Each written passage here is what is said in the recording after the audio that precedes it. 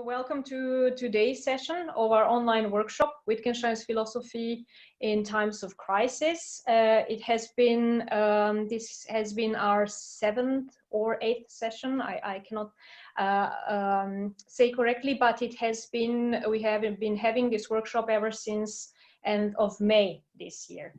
And I will tell you a few words on how we are going to proceed today. That is our common schedule, so to say, and then I will make a short introduction. So our session will last for 2 hours in total. And first we will hear the talk or presentation by our today's speaker, after which will be followed by a short response. And after this, the general discussion will open. I would like to ask you to keep yourself muted, your microphones turned off during the session, just to avoid any kind of acoustic disturbances. When we open the general discussion, you can pose your questions or write them down on chat, and then I will just read your questions. I will try to take into account as many questions as possible. And if you insist on asking the question live or just by talking, I think we can also make this possible, but please notify us about this. Yes, and before I introduce our today's speaker, our today's guest, I have to say that today's session will be actually the last session for now of this kind. We are now we are working on new formats. We are thinking about how to continue, because we would like to continue in some way. But since it is the last session, and we didn't make reference to other events or any kind of announcements, but today I will make an exception. I would just like to point out to everyone, all of you who are working on Wittgenstein and are thinking about a place to publish, if you have or been working on a book, especially a monograph, I just would like to point out to an edited book series called Wittgensteiniana. And you will find more information on the chat right now. So if you look at the chat, you can find information about this. The submissions are accepted in Italian, English, German, and French. So feel welcome to contact the editors. This was just a short announcement. And now I am very happy and honored to present our today's speaker, Professor Juliet Floyd from Boston University. Juliet Floyd is a well-known Wittgenstein scholar, so much so that I would maybe not even need an introduction, but I would like to say just a few words on Juliet's work, especially the work that is relevant for also today's talk, because otherwise I could go on forever. So I just will focus on some aspects. Juliet Floyd her work is her work is very well known in the field of Wittgenstein's philosophy of logics and mathematics. And especially in the last years, she has been working extensively on the influence of Alan Turing, or maybe you could say mutual influences, or the relation between Wittgenstein and Alan Turing. And today we will certainly have a chance also to hear more about this, since Professor Floyd, if I may say this, is currently working on a book called Cultural Search, in which she is also looking into the concepts of the forms of life, and especially into the concept of everyday. So there will be a connection between Wittgenstein's work on logics, also today on ethics, and the notion of everyday and the forms of life. They are all connected, so to say, in the paper, which you had a chance to read previous to the talk. But Professor Floyd will also say more about her current work in a minute. As for her other work, she has been working on the American pragmatism and relationship between American pragmatism and early analytical philosophy in the 20th century. And what is interesting also, she has recently been doing research on the philosophy of emerging computational technologies and the way these transform our everyday lives. So I think this will be this is these are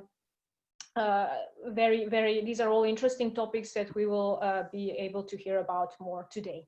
And thank you very much for accepting our invitation. After the talk, we will hear the response by Dr. Robert Vinten from Lisbon, who is currently a postdoctoral researcher on a project called Epistemology of Religious Belief, Wittgenstein, Grammar, and the Contemporary World. So I think there are lots of interesting topics to talk about today. And thanks also to Robert Vinten for accepting our invitation to be our commentator today. Okay, so I would just suggest that we start now. Professor Floyd, you have the microphone. The floor or the microphone is yours. We are looking forward to your talk. Thank you very much, Danka. Can everyone hear me? It's okay. So thanks to the organizers for putting this together. It's really quite amazing. You know, we live in Turing's world, and the reading I have of Turing is not an epistemological reading, it's a social reading. So I'll end with some remarks about the cultural search, but we are engaged in the cultural search, and I really appreciate your having invited me. And I also want to thank Robert for doing the work of reading my paper ahead of time carefully. I do regard this as a workshop, so I'll show some slides that will try to contextualize the paper that you chose, but I sent Danka about 5 papers. So really you all are just guinea pigs for me, and I would love to have critical feedback because I'm very much at the beginning of the book on the cultural search, and I don't know how all of this sounds to people. So I really look forward to your comments. Okay, so hopefully everybody can see the slides. What I'm going to do is first I'll contextualize my research, although Danka already did a very good job of that. So I'll name some sources and just talk about the context in which this paper on ethics was written. Then I'm going to talk about Wittgenstein's ridding himself of the notion of culture in the manuscript of the Investigations in 1937. And I'll talk about why he replaces the notion of culture with Lebensformen. I think Lebensformen is much better for him. Culture does not work very well. And the term culture does not occur in philosophical investigations, and this is surely intentional on Wittgenstein's part. So, and then I'll say something about Turing, who I have to give a new reading of, a sort of Wittgensteinian social reading of. I'm very against the idea of Turing as a reductive, mechanistic functionalist. My beloved teacher, Hilary Putnam, put that idea into action in his early work, and I was arguing with him about this at the end of his life. Anyway, I will say a bit about that. And then I will end with some larger issues about technology, popular culture, issues that I've been talking with Sandra Logier in Paris about. She has a very large ERC grant to work on pop culture. And I will sharply distinguish the notion of an aspect in Wittgenstein from the notion of a technique. That distinction was intended to replace the distinction common in philosophy of mathematics between what is discovered and what is invented. You know, there are large debates about whether mathematics is discovered or invented. And Wittgenstein's terminology is absolutely clear. Aspects are discovered, techniques are invented. And the entrance of the notion of technique into his philosophy also happens in 1937. And it's because of Turing, or at least I will suggest this. Okay, so some of the things that I've been thinking about, and Robert's been thinking about too, are the Nordic Wittgenstein Review special issue on forms of life from 2015. And in particular, Sandra Logier's piece and Danielle Moyal-Chirac's piece have been very, very helpful for me and stimulated me in writing my 2016 paper, which made some of these claims about Turing's influence on Wittgenstein. It's a little easier to show Wittgenstein's influence on Turing than the other way. So the forms of life was the thing that really helped me do this. And then I've written a couple of other papers on forms of life. One in a volume everyone should know about, the Christian Martin volume on language, forms of life, and logic. There are a number of excellent papers in that volume. Felix Mulholzer has a paper and Sandra Logier. And then I just published, thanks to Paul Standish and the British Wittgenstein Society, a piece on social media where I give a reading of those remarks in the Investigations on the machine symbolizing its own action. And those remarks were first composed after Wittgenstein spoke with Turing, so I give a certain kind of reading of that. And then this paper that you chose from the 5 that I sent to Danka, that's the last one in the series. So it's the first one that I've written explicitly about ethics and religion, and that's why I'm looking forward to people's responses.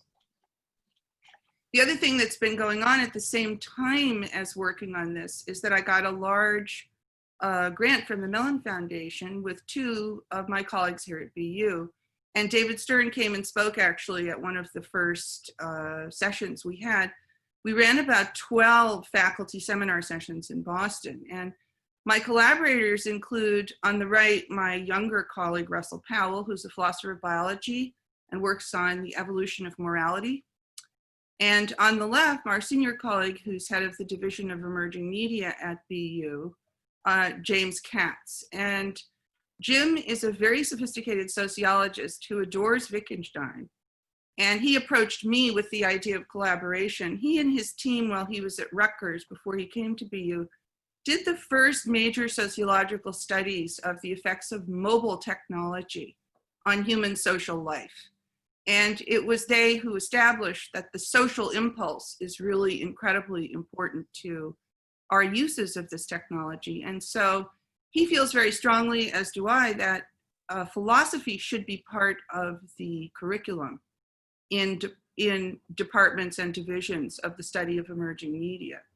And I'm almost tempted to say that, you know, as we look around ourselves, if you don't think that the normative is important and ethics, you're just not seeing what's right before your eyes, because it's kind of becoming obvious how mobile technology in particular is driving people's ways of expressing themselves. So these are the two parts, the scholarly part on Wittgenstein and Turing and the other part on social media that have been working in my head over the last few years.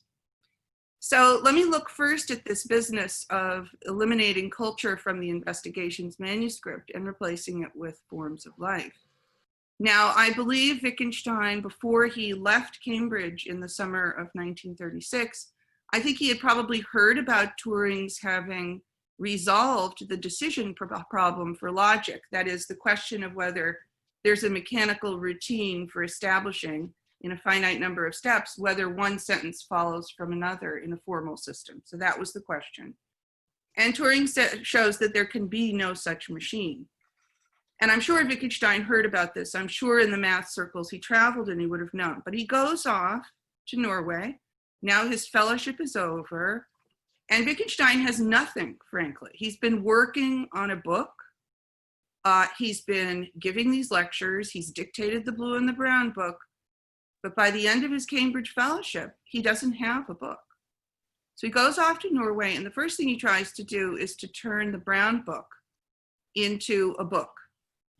And he fails. By about November, he draws a line through the manuscript and he says, this whole revision is worthless.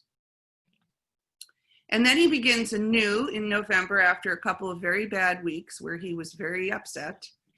And at that point emerges in the fall of 36, the winter of 36, the notion, the new style, the style of the investigations. The first person voices, the quotation from Augustine, roughly the first 70 remarks of the investigation are drafted by Christmas. So he's broken through. So he has some kind of breakthrough in the fall of 36. And then in the spring of 37, he works that out. And Turing had sent him a copy of his great paper on computable numbers by February, before February of 1937. And in the spring of 37, I claim you see the traces of his reactions to this. This is when Wittgenstein really gets into the notion of Regelmäßigkeit and really reworks and breaks through to his new conception. And Kultur is eliminated from the manuscript. It never appears.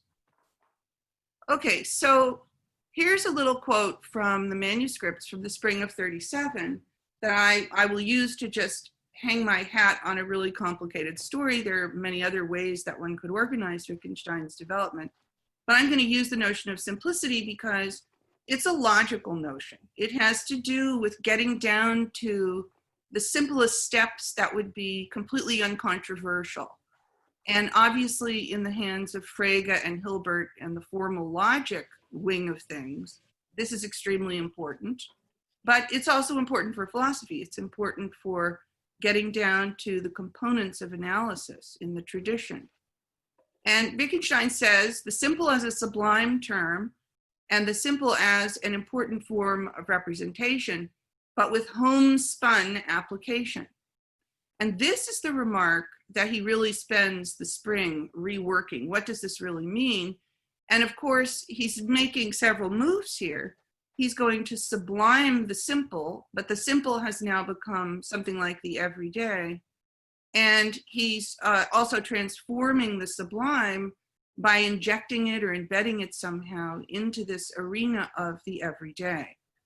And this is why I think he begins comparing the notion of simplicity in the Tractatus with the notion of simplicity he's trying to develop at this point.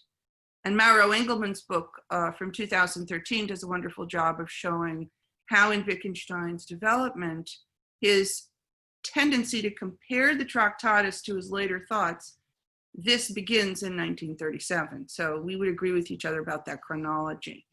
Roughly put, and I don't intend this to be a full analysis or anything particularly controversial, we know that in the Tractatus, simplicity is an absolute ideal. The idea would be that logic, the whole notion of saying what is the case, depends upon analysis getting down to, at least ideally, some kind of bottom level of elementary propositions which will picture the objects. And the objects are simple. We might think of the objects as nodes of inference around possibilities and necessities. So the notion of object, as I understand it, is modal. It has possibility and necessity written into it. But the idea would be that you could fix the totality of possibilities in some way, absolutely. Now, Wittgenstein reacts against this, of course, in the late 20s and comes back, and the so-called middle Wittgenstein becomes a relativist. You might say he overreacts. So now what you have is a kind of hybrid view in the middle period. There is still this notion of simplicity and the totality of analyzing all the propositions or grammar of a system, but he's a relativist. So the idea is there are simples, but they're relative to particular systems of sentences. So for example, we could have a color scheme in which just the three regular primary colors are taken as basic, or you could use the color octahedron. Everything is relative. Now, by the time of the Blue and the Brown book, he has moved, and we here see this more anthropological side of Wittgenstein coming out, and he wins through to the notion of a language game as a more fundamental locus for the notion of simplicity. But what I want to say is that as of 1937, after reading Turing and changing things, there's a fourth stage, and it's different from the Blue and the Brown book. The Blue and the Brown book are still imagining that to imagine a language is to imagine a culture. Whereas forms of life are different, and forms of life enable Wittgenstein to make the notion of simplicity very fluid, very dynamic, very ubiquitous. So in the final stage, forms of life are these, whoops, I can't quite see how, here we are, sorry. Forms of life are this kind of dynamic arena within which human lives and language play themselves out.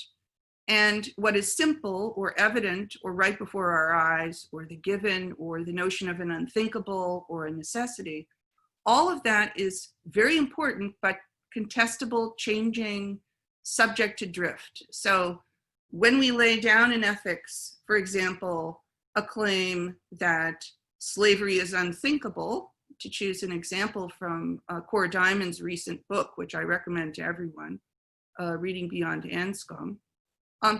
Morality is filled with the drawing of lines, but now it's going to be ubiquitous, and that this happens, and it's going to be dynamic. And the very drawing of a line will mark something that will change the conversation. So to try to tie in what I'm doing with the other speakers, Yi Zhang talked about uncertainty as the new normal, and I certainly think that that's right in a computationally driven world. Forms of life are changing very radically and very dynamically. Okay, so that's what I have to say about simplicity. Okay, so what's taken to be simple, clear, or unthinkable is embodied in our bodily life with language, but it's fluid. And I would here cite Hilary Putnam positively. Hilary developed very early on in papers in the early 60s the notion of necessity relative to conceptual scheme. And I've just edited a special issue of the Monist on Putnam where we have several papers on this idea. The idea would be that, you know, there are situations where, for example, in geometry, a triangle whose internal angles are greater than, the usual sum of 180 degrees. That's unthinkable in the late 18th century, but it becomes thinkable once non-Euclidean geometry is developed. So there are unthinkables, but for Putnam, it's a dynamic situation, and we don't know ahead of time what space of possibilities may become open to us if we develop new theories.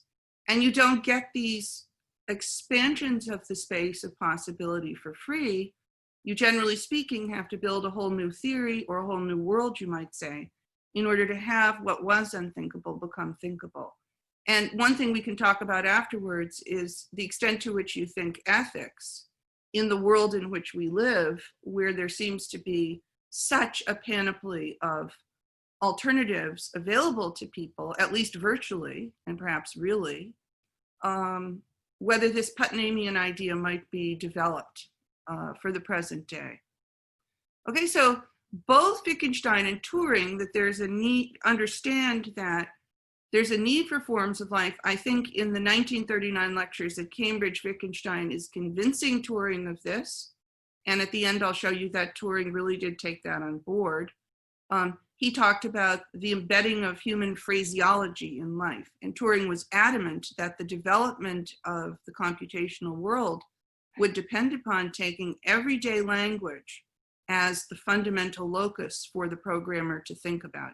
He was not an ideal language philosopher at all. He was a student of Wittgenstein. Okay, now in the paper I sent you, I distinguish somewhat sharply between the phenomenologist's notion of the life world, the Lebenswelt, and Wittgenstein's notion of forms of life. And I think this distinction is important, and I think Wittgenstein drew it quite intentionally. So life worlds contain already meaningful, culturally saturated, fairly fixed forms and holistic norms of living at the level of a local environment or a whole world that has meaning. Forms of life serves a very different purpose. Forms of life are appropriate, for example, in a computationally driven world where the contexts of meaningfulness have to be built up with such labor. I mean, the World Wide Web is not a context, okay? It takes great labor to build one up. So Wittgenstein is not taking for granted, in a sense, that we have meaningful whole worlds by the time of the investigation. So in the paper, I call form of life a norm of elucidation of portions of human life. It's not something given to be described, despite what Wittgenstein might invite us to believe when he writes that remark in the second half of the investigation about what has to be accepted. What he's really doing there is thinking about simplicity. He's thinking about how in philosophy do we deal with the whole concept of the given in a sane way. And so that's why I say it's a norm of elucidation. And the other thing about Lebensform that differentiates it from life world is the modality. And I really want to emphasize the modality. Form is a modal notion in Wittgenstein always. So when he says Lebensform, form is the possibility of structure of life with words and actions. It involves not actualities directly. And here I cite the Tractatus in order to sort of go back to early Wittgenstein to see how he's reworking ideas over a long period of time. And I will also say that at the other end of my interests, this connects with, believe it or not, popular culture and film. And in a little while, I'll give you a quote from Sandra Logier to back this up. But I think Cavell is the one who needs to be thanked. Already in his first book, Must We Mean What We Say, he made the notion of form of life very central to our understanding of Wittgenstein. He didn't make the mistake of thinking that language games are the ultimate regressed to part. He saw that language games, you have to go beyond that and get to this notion of form of life. And Danielle Moyal-Chirac in her paper of 2015 notes this and agrees with Cavell. Where I would say that I differ a bit with Danielle's emphasis, although I really like the way she follows Cavell in saying, forms of life have a biological and a cultural aspect, but we can't really separate those two things. Danielle retains the notion of culture, whereas I would strongly contrast the notion of Kultur with Lebensform. The other thing about Danielle's discussion is that following the literature, she doesn't emphasize modality. She doesn't emphasize this idea that form is the possibility of structuring a life. And so when Wittgenstein's doing ethics, he's talking about seeing your life as the realization of one possibility among many. And throughout his entire philosophical career, the ability to see the difference between an actuality and an actuality as the realization of a possibility is very fundamental to him. Finally, forms of life require, and here I follow Cavell and Sandra Logier, whose paper in that Nordic Wittgenstein review issue is really quite wonderful. They require a first-person voice. And I talk a bit in the paper about Wittgenstein on solipsism and realism, the vanishing of the I, the way in which realism and solipsism collapse into the same thing. But the idea of this mystery of what it is to have a voice, what it is to become someone. These are, on the one hand, very mysterious things to try to talk about. On the other hand, they make themselves manifest. I don't want to be, in Paul Horwich's terms, a mysterian about what it is to have a voice, right? It's not, it may be something that's difficult to characterize, but the difference between, a child playing on the violin and then when that child advances, the child has a voice on the violin, that's something you can really see. So I think this idea of voice, becoming someone, what it is to embed your life in your world, that's what Wittgenstein has in mind in bringing forms of life and ethics together. Now, examples of forms of life are very schematic. Notice, walking, chatting, playing. Animals do some of these things. Humans are the only ones who do others of them.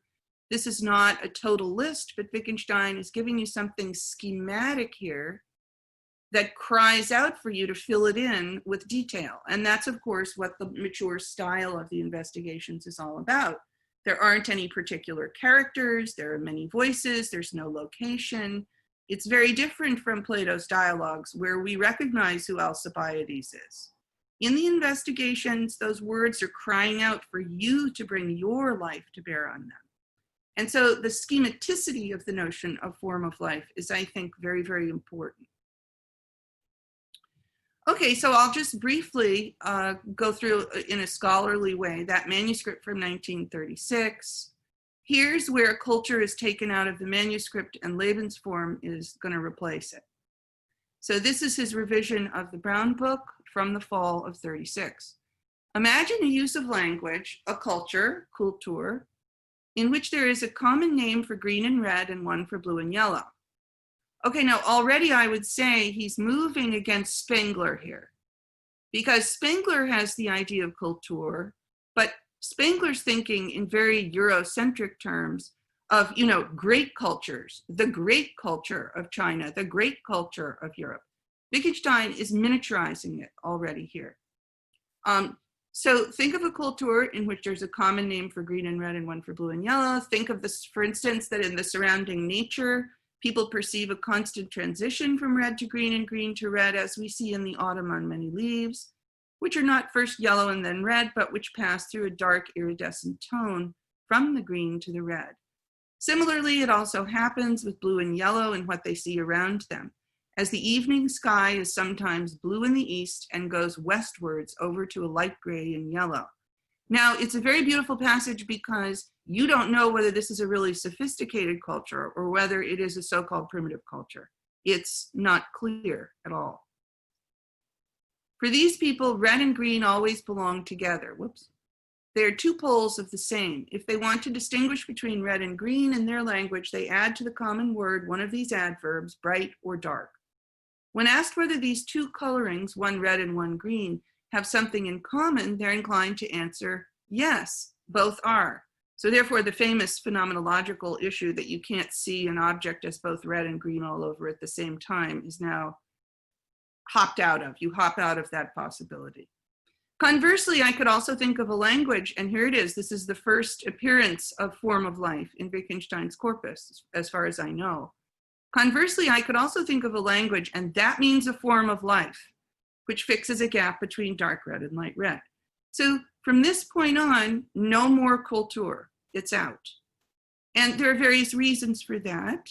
One of them, of course, is that the Nazis have ruined the term Kultur. Another is that Wittgenstein really doesn't want the notion of Kultur messing up what he's trying to get at in chasing things down to their most basic components. Okay, and now I'm going to quickly move on to Turing because I'm running a little bit out of time. So my main claims, and I just make this clear in about 6 papers now, and do I have proofs of my claims? Well, I have some textual evidence and a lot of circumstantial evidence. And anyway, all history is a just so story. So, you know, I'm the only one with the story right now. So please develop another one if you like, but I'm pretty convinced that what I'm saying here is true. First of all, Wittgenstein and Turing shared this idea that everyday typings and phraseology are the place where foundational thinking in logic and mathematics has to go. And I think Turing learned that from Wittgenstein. I think he read the Blue Book and discussed it with friends when he was an undergraduate. He went to Cambridge in 1931. And it's clear that he and Wittgenstein discussed this over several years, not only in the 1939 lectures. So they were in contact with one another via an intermediary, Alistair Watson, who introduced them. And so, you know, there's this influence in both directions, and that's part of what's shaping the story that I'm going to tell here. Now, what's important about Turing's 1936 paper and the impact that I trace on Wittgenstein is that, first of all, the right way to read Turing is to see Turing anthropologically. All right, he's doing something in that paper that no one else who was a mathematician at the time would have done. Because Gödel, Kleene, Hilbert, all these were mathematicians, and they were trying to develop logic-free systems of equations. But the point is that to analyze what a formal system is so that you can decide whether there's one that will decide a general question of formal systems, to analyze the notion of formal system, you can't just write down another formal system. You have to do something. You have to do something philosophically. And that's what's important about Turing's paper. So he analyzes what a step in a formal system is by looking at what's done with it. And what's done with it is that a human being writes down a sign and takes a step. And so what Turing is really doing is, and I think Wittgenstein is picking up in that in the spring of 37, he's making the idea of a formal system plain or homespun. And dare I say, in this time of crisis, that the software that runs our machines and that gets us to behave in all kinds of regularized ways, somewhat self-mechanizing, that has become very everyday. And in fact, there's no limit, in a way, to the applicability of this computational paradigm because of Turing's notion of the universal machine. So whether or not a computation has actually been formed could be a contextual or context-sensitive issue, but the applicability of this way of thinking is very, very broad. Okay, so now I'll say something about the Turing test, since that seems to be the 1950 paper, the one that most people who are in philosophy read. Now, Turing, by the way, used to read passages of this paper out to Robin Gandy, his student, and just giggle out loud. I mean, he really wrote this partly as a joke. He wrote this as a serious joke to give to philosophers to get them to stop being very silly. And the purpose of this game in 1950 is to show that if you don't have an analysis of the notion of intelligence, then you cannot prove that something is not intelligent, okay? So there's a basic logical point here. In order to show that an algorithm does exist, you have to just write the algorithm down and produce it, right? But if you're trying to prove that an algorithm doesn't exist, well, then you have to analyze what is meant by an algorithm. It's much harder to get that negative result. You have to do something.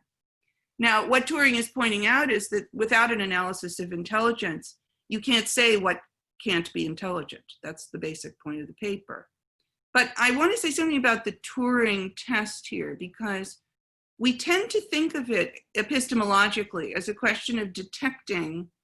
The person with the question mark is trying to detect which is machine and which is human.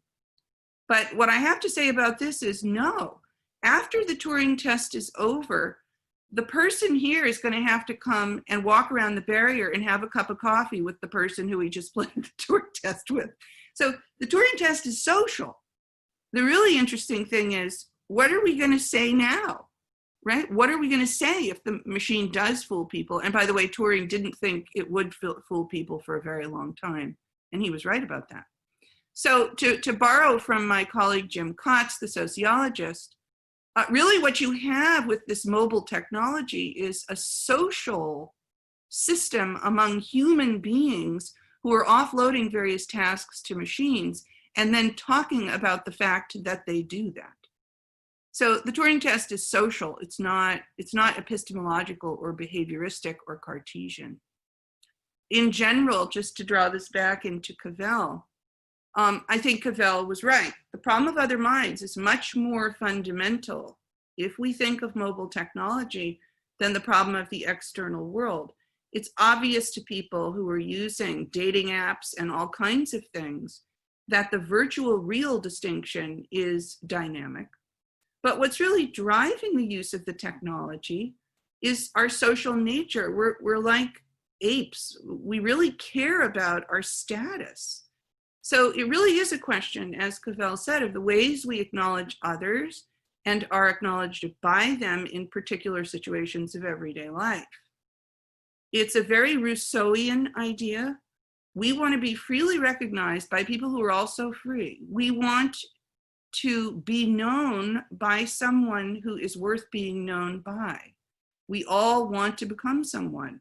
We want to have our say. And I think this is evident if we look at uses of mobile technology.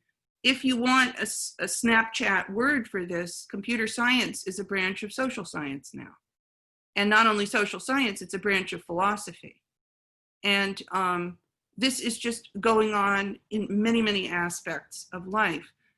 One example from Massachusetts, where I live, is there's a referendum on the ballot, question 1, which is, do you want your car to be able to download to the local garage all of the driving history and history of breakage in the car? I put this question to the cyber law group at Boston University, which consists of very eminent computer scientists, journalists, law professors. They have no idea what they think about this. Absolutely no idea. So the phenomenon that we have absolutely no idea of exactly what's going on, but at the same time, we want to be socially connected in a fragile world, that's very important. So here comes Sandra Logier with the notion of being vulnerable.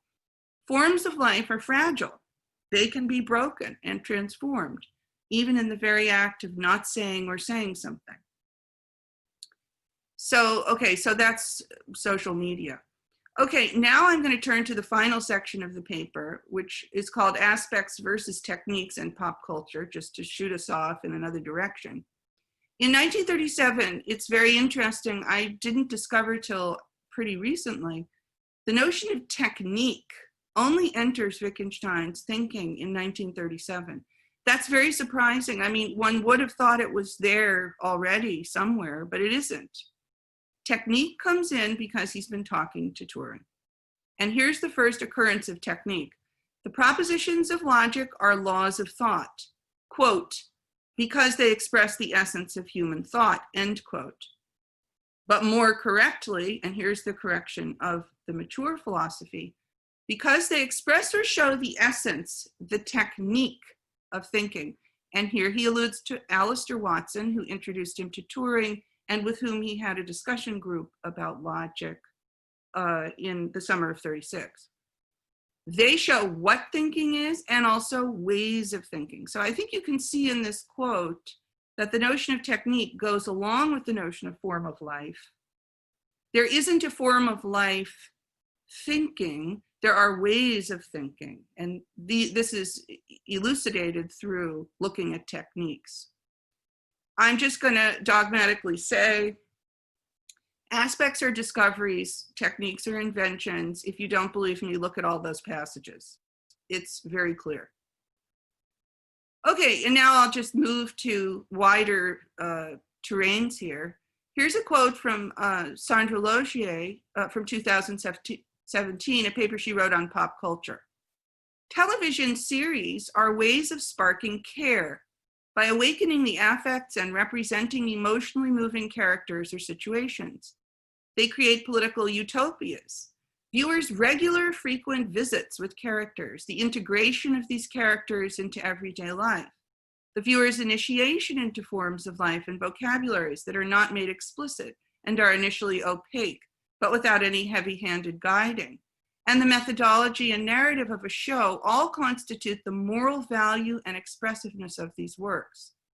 This leads to revising the status of morality and locating it not in rules, transcendental norms, or principles of decision-making, but rather in attention to ordinary behavior, to everyday micro-choices, and to individual styles of expression and claims. The constraints or limitations of TV, the duration, the small screen, the ongoing return of weeks and seasons, is a source of creativity and influence. And here, of course, I'm reminded of Paul's discussion of fictionalism in his talk earlier to the group about how, something can be fiction, but it depends on how the fiction is used if we want to see what really fiction is. Now, going even more, so to speak, low culture, a program like The Bachelor, which incidentally I watched because my daughter was a tween. She started watching this when she was, I don't know, like 9 or 10. And I simply had to watch it. And of course, the first time I saw it, I thought, this is the least feminist show I've ever seen in my life. I mean, I can't believe what they're putting into these girls' heads. But then I realized actually that there's a reason for the pleasure in the show. And that is, I don't know what that is. The pleasure in the show is that you have an orchestrated rehearsal. And in The Bachelor, what happens is there are all these women trying to get hold of the Bachelor and doing all their things, but the Bachelor always says the right thing. Now, so the idea here is that there is something that it is to speak rightly in the context of a relationship. And of course, since marriage as an institution is gradually sort of morphing into a variety of other sorts of things, as well as staying traditional, this isn't mass culture from Logier's point of view. It's really a schematization of possible shapings of life with words, possible conversations, ways of expressing specific care and making specific mistakes in explaining yourself. And that's why the show, The Bachelor, is pleasurable, and that's the role it's performing. Okay, I'm going to end with 3 quotes from Turing that more or less set the agenda for the book that I'm working on now. In the founding document of artificial intelligence, which was a report to the National Physical Laboratory of 1948, called Intelligent Machinery, Turing at one point is sort of waxing speculative about the future of computational design. And there he promotes the idea, which is an idea that it would not be bad at all to get out of philosophical investigations, by the way, that the mark of intelligence is appreciating the variety of different kinds of searching.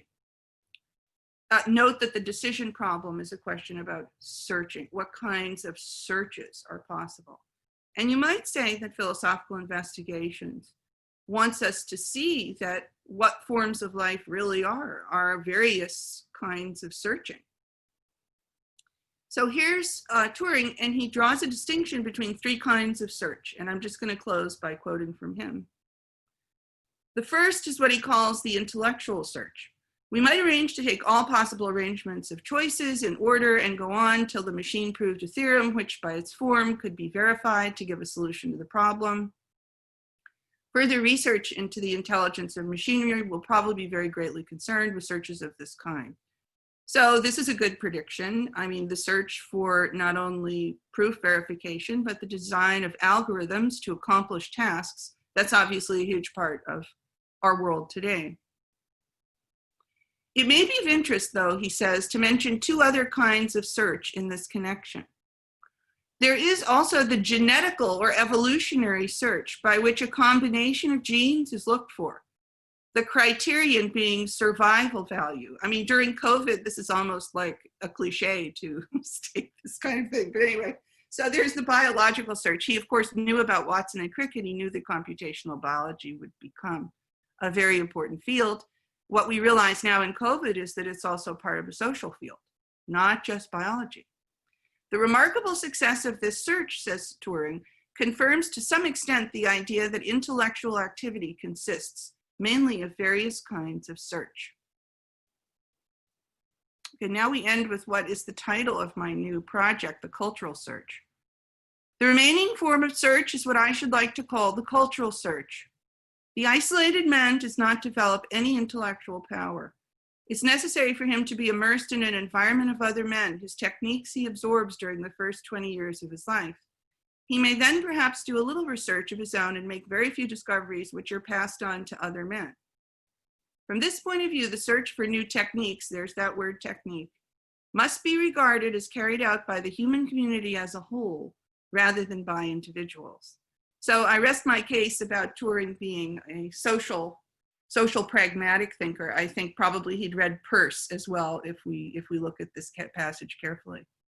But anyway, I think I'll stop there and let Robert talk, and I really look forward to your responses. Thanks.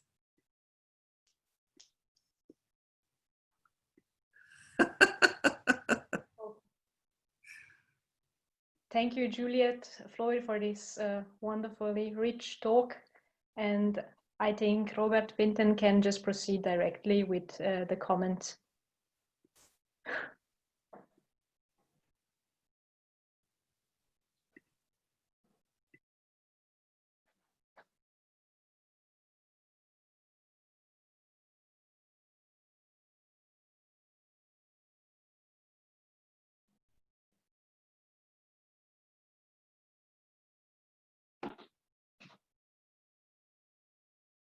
Okay, can everyone see my PowerPoint? No? Not yet.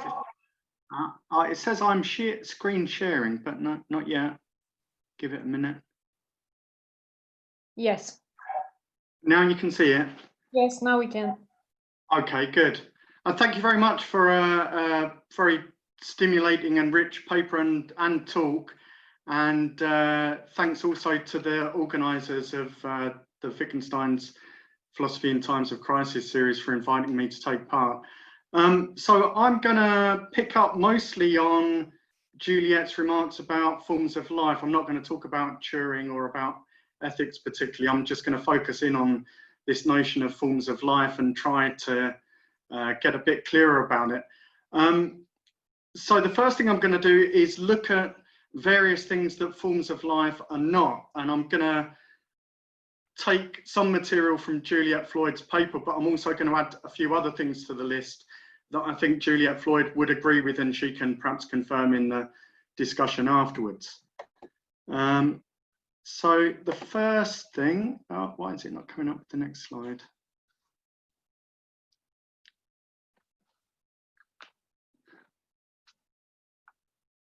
Sorry, my computer's being very slow. It's saying not responding.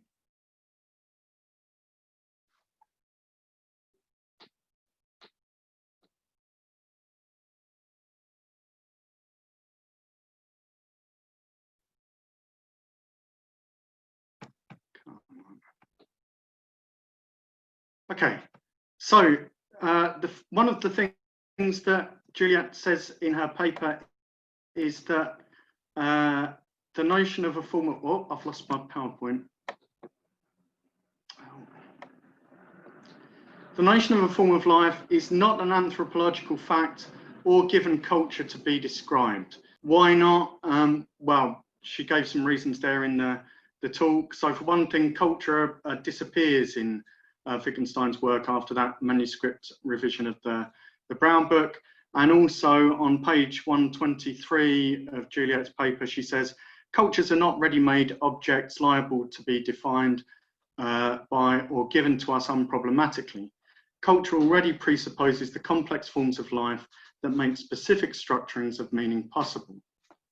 So one thing I wanted to raise here was there's quite a lot of passages about human and animal life that Juliet cites later in the paper, but doesn't really get into a discussion of. So I wondered if that might be one way of distinguishing forms of life from cultures, is to think about the differences between animals and humans. So there's this passage from Philosophy of Psychology, a fragment. One can imagine an animal angry, fearful, sad, joyful, startled, but hopeful, and why not? A dog believes his master is at the door, but can he also believe that his master will come the day after tomorrow? And what can he not do here? How do I do it? What answer am I supposed to give to this? Can only those hope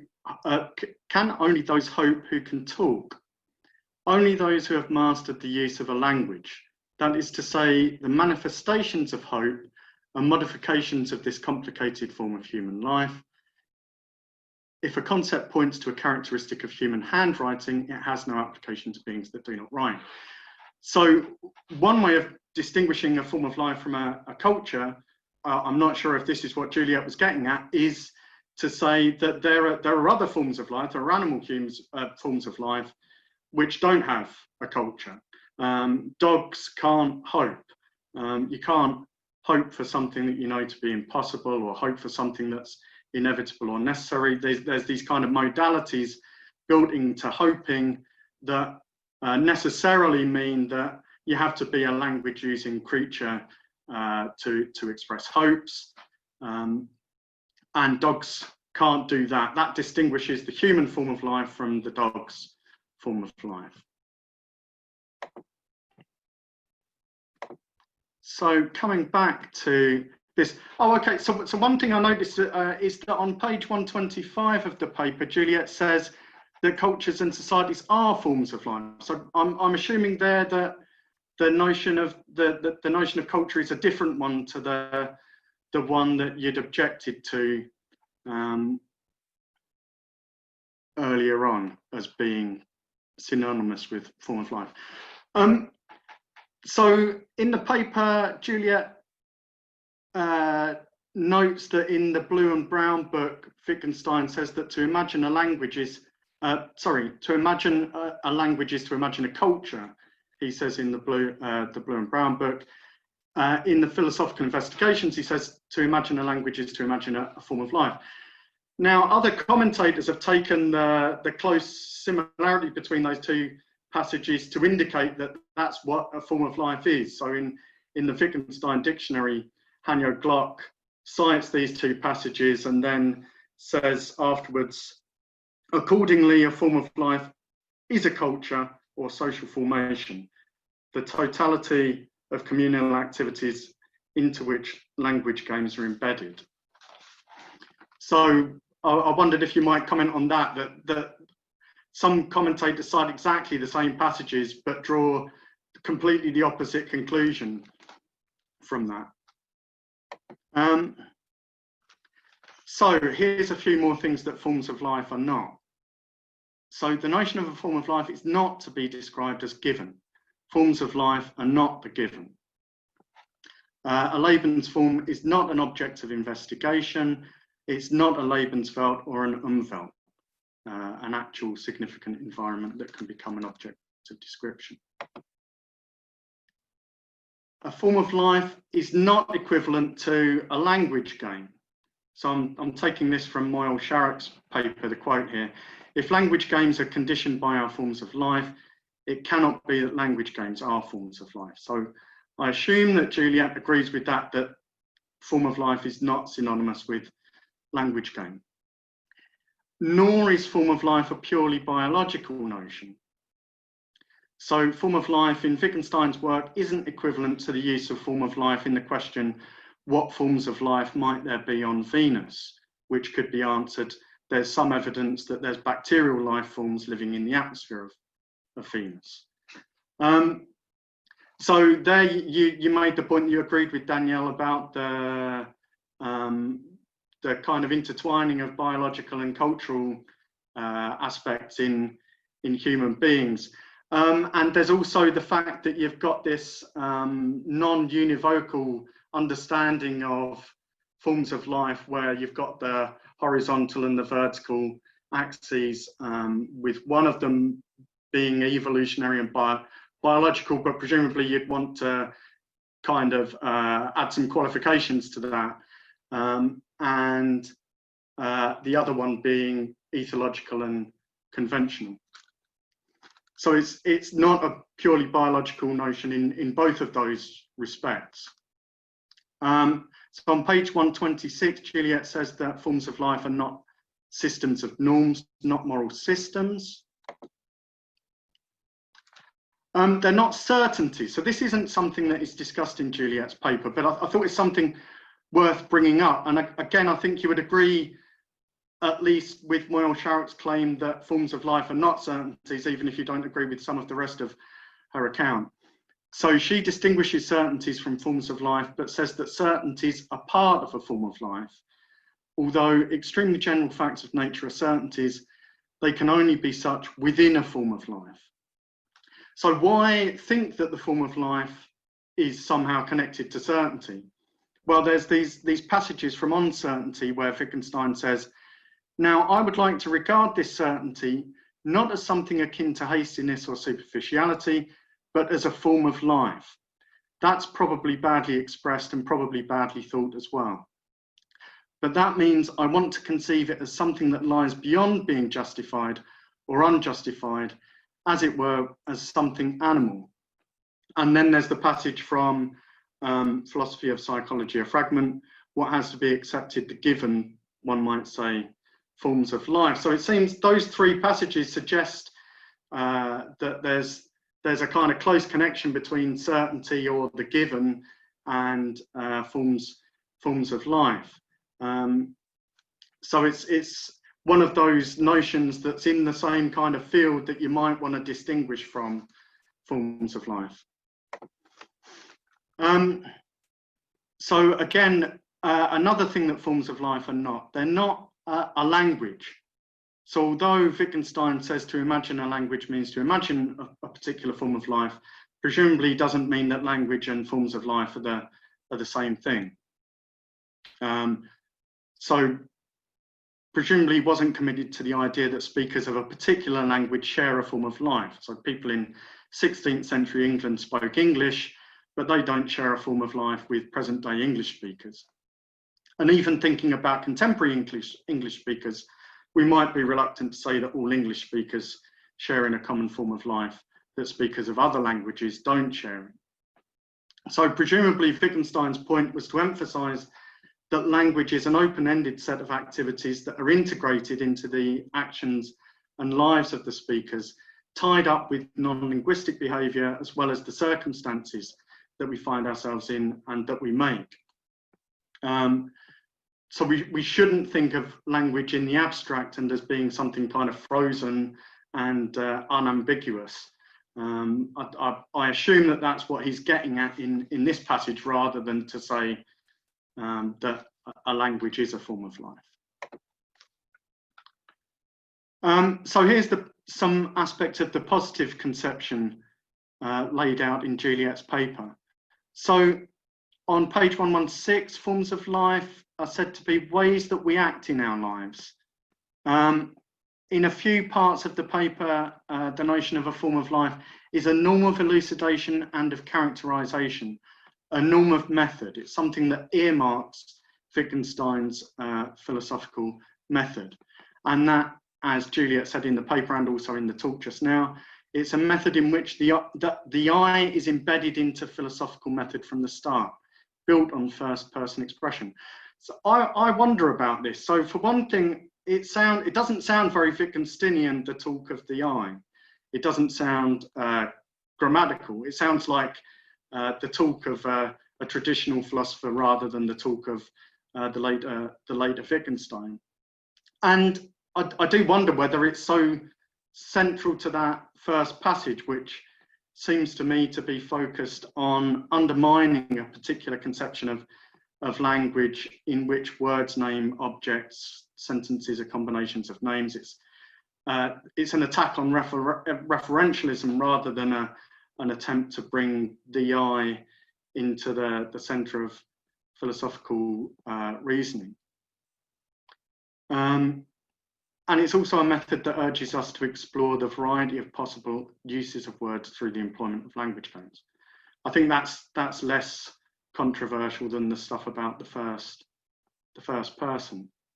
So I'd be interested to hear what you have to say about that. Presumably the first person stuff comes in with the fact that it's coming from Augustine's Confessions, that a confessional is a first person mode of expression.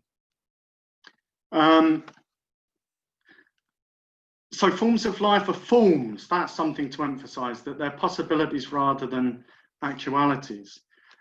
So one thing I wondered about this was whether, so thinking about the dog and human forms of life, whether you might think about it by saying something like, well, it's possible for humans to hope. That's part of the human form of life, but it's not possible for dogs to hope. Is that the kind of thing that you're getting at there, that if you're kind of enumerating the things that are involved in a form of life, you enumerate these various possibilities, and it needn't be that human beings are actually hoping at a given time, but human beings are the kind of things that can hope, whereas dogs are not.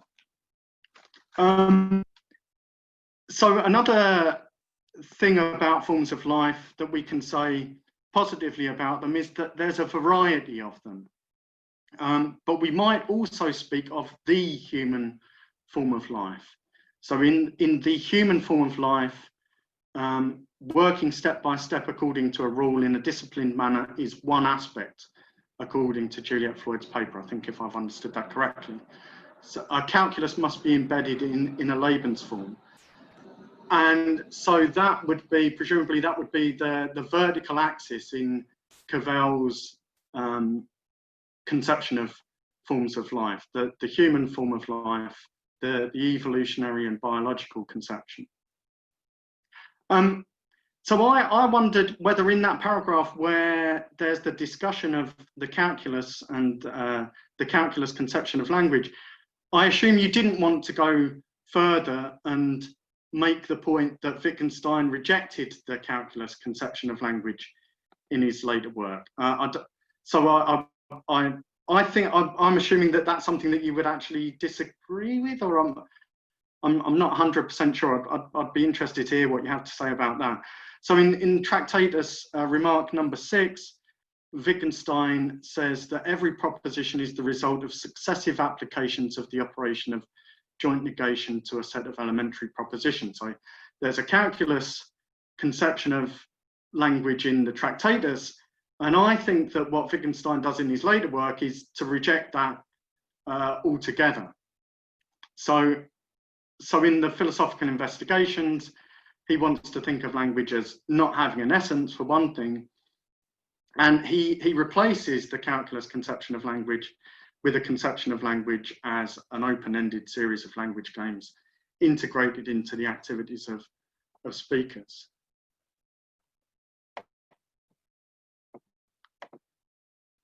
So more on the positive conception. We can imagine a use of language, indeed a language game, only in the context of the Lebensform. So there, I think you're distinguishing language game from Lebensform. Floyd's take on forms of life is a non-univocal interpretation. There's a horizontal axis, the ethological and conventional, and the vertical evolutionary and biological axis. We can speak of the human form of life in contrast to animal forms of life, but we might also speak of a variety of human forms of life, ethological and conventional, possible ways of structuring living. So I assume that's a way of characterizing forms of life, as possible ways of structuring living. So incidentally, one thing I'm wondering is whether all of these various positive things I'm saying are consistent with each other. So is it consistent to say that a form of life is a possible way of structuring living, and also that it's that it's a norm of elucidation and of characterization? So is it a possible way of living and a norm of elucidation? Are those two things consistent with each other?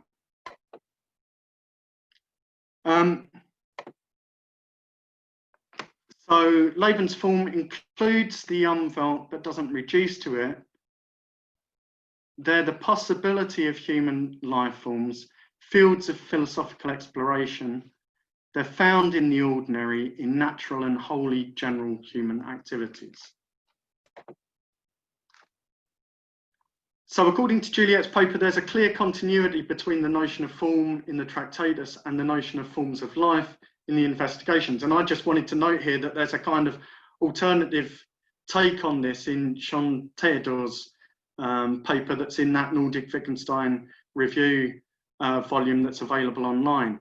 So on her account, it's the optional forms in the Tractatus, the representational and scientific forms, that evolve into the idea of the multiplicity of forms of human life. So it's the optionality of it, as opposed to logical form, which isn't optional, which is universal. It's that which has a parallel in the later work in forms of human life. And it's the Tractarian notion of the human organism that evolves into the idea of the single unified form of human life. So I'd be interested to hear what you think of that, because I mean, she accepts your basic claim, I suppose, that there's a continuity there between the notion of form in the Tractatus and the notion of a form of life, but she spells it out quite differently, that there's this focus on representational and scientific form. So Daniel Moyle-Sharrock, oh yeah, so this is something that I wanted to get into because I'm involved in a project on religious belief. So I've already mentioned that Daniel Moyle-Sharrock, she shares the non-univocal reading of form or forms of life. And according to Moyle-Sharrock's account then, she says, it will be a given for all human beings that people need to breathe air, eat, drink, sleep, that they can walk, feel pain and use language, that they normally live in communities and do not systematically kill each other. So I take it that according to Moyle-Sharrock's picture of forms of life, that is roughly parallel to, in Cavell's work, the human form of life, the vertical axis. But only for some will it be a given that there's a God, or that sacrifices should be performed, or that the future can be read in the entrails of a chicken. So I take it that Juliet would agree with Moyle-Sharrock in having a non-univocal reading that draws on Cavell, but wouldn't agree with all this talk about the given. That, or I'm not 100% sure. I'd be interested to hear what Juliet has to say about that. So Daniel Moyle-Sharrock, she cites Wittgenstein's passage from Philosophy of Psychology, a fragment, what has to be accepted, the given is, one might say, forms of life, and she doesn't qualify it in the way that Juliet Floyd does. She kind of takes Wittgenstein at his word when he says that.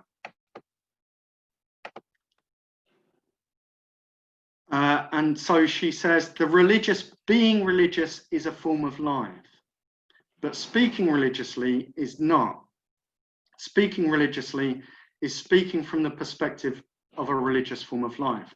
The meaning of an utterance is embedded in its uses. Uses are embedded in language games, and language games are in turn embedded in the human form of life and the different forms of human life. So this is quite a nice, neat, simple model. I'm not sure if it's one that I completely agree with, but it's kind of a nice, simple expression of her take on forms of life. So you've got one thing embedded in another, the meaning of an utterance embedded in its use, the use is embedded in language games embedded in the human form of life and different forms of human life. a form of life conditions our certainties. So there's the role of certainties again, rather than grounding or justifying them on Moyle Sharrock's account. And I think that's all I wanted to say. I was just going to briefly comment that there's been a bit of a discussion recently about whether part 2 of the investigations should have been renamed Philosophy of Psychology, a Fragment. And your paper, I think, sort of feeds into that controversy. There's a paper just published recently in Philosophical Investigations discussing that and whether part 2 of the investigations, whether we should revert to just calling it part 2 of the investigations. There's various reasons that we might do that. Oh yeah, and that's just the quote. So okay, I'll finish there. Thank you, Robert Vinten. Thank you. And I would like to invite Juliet Floyd to respond to your comment now. Wow, thank you, Robert. That was just wonderful. I really learned a lot from that about how I sound. Can everybody hear me? Oh. Yes. Yeah, okay, good. Okay, good. So I took a list here, Robert. I'm just going to go down and see what I can say in response, and then we can open things up to general discussion. The first question was about the dog at the door and whether the dog can hope, and animal forms of life versus dog forms of life. And you're quite right that Wittgenstein brings the dog up, and there is a use of the notion of form of life, which is sort of species, okay? Forms of life of dogs don't include being able to expect that my master might come the day after for not tomorrow unless his car breaks down, in which case, right? A dog, we have it over the dog. The dog can't do that. So, but I want to get rid of the notion of culture altogether because I just don't think it's helpful at all. And I think it embeds within it certain ideas about high culture and Eurocentric ideas of great cultures that are not useful for the particularly constructive parts of Wittgenstein ethics that I like. So I think what is important is that we could see ourselves reflected in the lives of dogs that we live with. That seems important too. I think a dog can be hopeless. I don't know about you, but I've seen an old dog give up hope. Now, the dog can't give up hope that the master will come tomorrow unless the car breaks down, blah, blah. But certainly the concept of hope, I would not say, does not apply for sure to dogs. I think there are plenty of ways in which it would be very natural to extend and project, to use a Cavelian term, to project that concept there. And we learn about our own concept when we learn how it naturally projects. And of course, naturally projecting will be relative to particular times and places and contexts. Cavell has the lovely example of why is it that, you know, when I say in the middle of the seminar, I just have to go outside and feed the meter. Why is it that everybody understands immediately what I mean by that? Okay. So I think this has to do with our culture of dynamic typology with phraseology. There are remarks in Dewey and in Cavell about the importance of the human hand. And that would be another good example of this kind of thing. Not all humans have hands, but the fact that the hand is the way the hand is conditions an awful lot of possibilities for human life. And again, mobile technology springs to mind. It was when we got these things in our hands that we can carry. And by the way, the issue of voice is also important here because we're about to have about 1 billion human users come online who are not literate. It's going to be voice-activated technology. And that's going to really change things when they're drawn in. So these things are dynamic. And I just think that while it's true that we could speak of the human form of life and what the dog's form of life doesn't have that we have to be very careful about the thinkables and unthinkables because our concepts are dynamic. Now, you were absolutely right about how I would differ with the Glock hacker way of connecting. To imagine a language is to imagine a culture in the Blue Book, whereas to imagine a language is to imagine a form of life. Well, I've tried to give the argument here today that Wittgenstein gets rid of the notion of culture. So that seems important to me. I don't think it was just accidental that it doesn't matter which word he was using. And I also think that given Spengler and the ideas about so-called great cultures and what Kultur and Bildung are all about in the German tradition, the notion of culture just doesn't serve him well for what he's trying to get across. So I would, it's nice to point out that difference, but I would not be moved by their connecting the passages. I feel very well understood by Robert about, Lebensform is not an object of description, and you're quite right. I agree with Danielle Moyal-Schrock that it's not a language game. He has to get, in a sense, to somewhere beyond language games, and that's what he manages to do in 1937. And also, I agree with you that it's not a purely biological notion. And that connects with some things Robert has written in his own book about Wittgenstein's anti-reductionism. I quite understand that certainties, and in particular animal certainties, are connected with forms of life, particularly in uncertainty. And that particular paragraph you quoted, Felix Mulholzer has a lovely paper on that in the Christian Martin volume that I cited at the beginning. And he connects it with Penny Maddy's naturalism. Juliet Kennedy is editing a series of essays in honor of Penny Maddy. So, it has to do with how naturalism, or the naturalistic moment, sorry, Siri is listening to me. No, I will not say it again. So the naturalistic moment is very important in uncertainty, and animal certainty becomes a very important feature of what for Wittgenstein, in a sense, belongs to the logical. Because in a way, let's just say his whole life is devoted to the question, what is the nature of the logical? And these animal certainties are part and parcel of what allows us to even have the concept. So I think that that's important. And I also agree that a form of life is not a frozen in time, particular language that was spoken, say, in 17th century England. I'll quickly turn to the positives that you find, and I'm very happy that you found positives in my paper. We live in a kind of broken time and a broken world, so it's nice to have positives and not be only catastrophizing in our thinking. I think this is something I learned from Cavell, and it's extremely important about the everyday.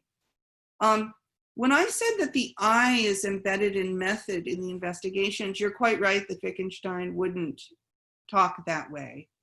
But what I had in mind is that in the Blue and the Brown book, the personal experience paragraphs don't come up until like about page 40 in the Blue book. He puts it off, and when he brings it in, he says, look, I might have to take back everything I've said so far because I'm now going to turn to something else. Whereas in the investigations, by using the quotation from Augustine, which as you point out is from a confession, the first person is used, and because we're in the context of the quotation of a confession, in a sense, Wittgenstein is asking each one of us, I take it, to ask ourselves, gee, was it like that when I learned language? Wait a second, do I remember learning language? How could he possibly have remembered? So the first person is embedded in method in that sense. And my characterization is too tractarian, I quite understand. But that's what I had in mind. And it just is imbued throughout the investigations, right? These voices, well, I'm inclined to say this, well, I'm not so inclined to say that because another voice came in. That's the sense in which the first person is embedded. And the quotation from Sandra Logier was intended to suggest that this more positive view of popular culture would also take very seriously the need for voice, the need for embedding yourself as an individual in a world with the help of scaffolding. And I use the term scaffolding, of course, alluding to Wittgenstein's conception of what logic is. So these popular series are like scaffolding. They don't support the structure. Okay, they're kind of modular. You can take them up or put them down whenever you want, but they help you climb around and help you get things done. The calculus conception, it's interesting what you said about the Tractatus, and it makes sense to me. I certainly agree. The general form of proposition is gone as of the late 1920s. I mean, he doesn't see that unity anymore. And if that's what you mean by the calculus conception, then I absolutely agree. And I also agree with John Tejador's wonderful reconstruction, I should have mentioned it, about form of life coming out of the optionality of notations in the Tractatus. Again, that has to do with modality. So he's interested in what's common to all possible notations. And you're quite right that he gives up the idea that there's something common to all possible notations. There's no general form of proposition. However, calculus conception is relative to what topic we're talking about. And what certainly happens in the Tractatus is that Wittgenstein develops a view of logic and a view of mathematics as very importantly subjects in which you have to write it down in a step-by-step manner. Okay? So calculation is much more central to what he says about mathematics and logic than ever what Frege or Russell said. And Frege picks up on this. We know that when Wittgenstein went to see him very early on, Frege wrote in his diary, Wittgenstein places too much emphasis on signs, right? Because for Frege, logic is demarcating the structure of thought, and you shouldn't confuse it with language. Whereas for Wittgenstein, this calculus idea that, you know, it's part of what logic is, that you can write it down. That's what it is. So in that sense, the calculus conception remained rather an obsession for him. And that's one reason I think he was so struck by Turing. I mean, Wittgenstein himself had been the first person to pose the decision problem in a letter to Russell. So there's a reason he's interested in Turing. And what you say in connecting that with the vertical and the horizontal is very good, because notice this whole idea of Übersichtlichkeit, right, that comes very important in Wittgenstein's remarks on the foundations of mathematics and other areas. At one point, I think I say that he morphologizes logic. He does to logic what Goethe did for vegetables and plants. You know, you run something through all these variations, and it's only if you do that that you begin to understand what it really is. Now, with Übersicht in connection with logic, it is a psychological or biological fact that if you write 10 strokes down and then 11 strokes down, most of us can't take in at a glance what the difference is in the number. That's a biological fact. But it's also a mathematical and logical fact of extreme importance, because what it does is to tell us why we need mathematics. And this is Hilbert's point. Hilbert is not some kind of reductive formalist. Hilbert understands, and Turing understands, and Turing's paper is filled with remarks about Übersichtlichkeit, by the way, which I think also stimulated Wittgenstein. But it's biological that we can't do it. But the fact that it's biological is what allows us to reflect on why we need mathematics. We need the apparatus of equations and Arabic numbers in order to make these calculations and operations possible. So I guess I'm reacting against the idea that the calculus conception vanishes, because he's obsessed from another point of view with the human tendency to mechanize procedures. And as long as those two things aren't, that isn't confused with the general form of proposition and surrendering that, then I think you and I are in agreement. But I would emphasize the importance of the calculative moment for Wittgenstein. Okay, finally, you asked me about whether there's an inconsistency, this is a good question, between regarding forms of life as possible ways of living versus a norm of elucidation or characterization. And I guess I don't think that there's I hope there's not an inconsistency. I don't think there is, because, as I say, seeing your meaning, seeing your life, seeing your values as the realization of one possibility among many, that modal moment, okay, which is, I'm saying is very important to Wittgenstein's whole life. Characterization of possibilities becomes very central to the work of ethics and the work of philosophy. How we characterize things, how we bring characterizations to life. And this is a really central part of my understanding of what forms of life are all about. They're about embedding characterizations in lives. So just to take maybe a far-flung example that won't help, but I was thinking about it the other day. You know, we listen to music. Part of the cultural search is music has been incredibly interesting during the time of COVID. And music is incredibly basic to human experience of meaning and human experience of connection. And the ways we listen to music are very different now thanks to mobile technology. Well, what does it mean that someone could be driving through the desert in Arizona and decide to put on a Bach partita, okay? What's happening is they're characterizing their experience. They're making it memorable, they're internalizing something. So for me, that's part and parcel of the notion of form of life, that you're embedding words and experiences and concepts together.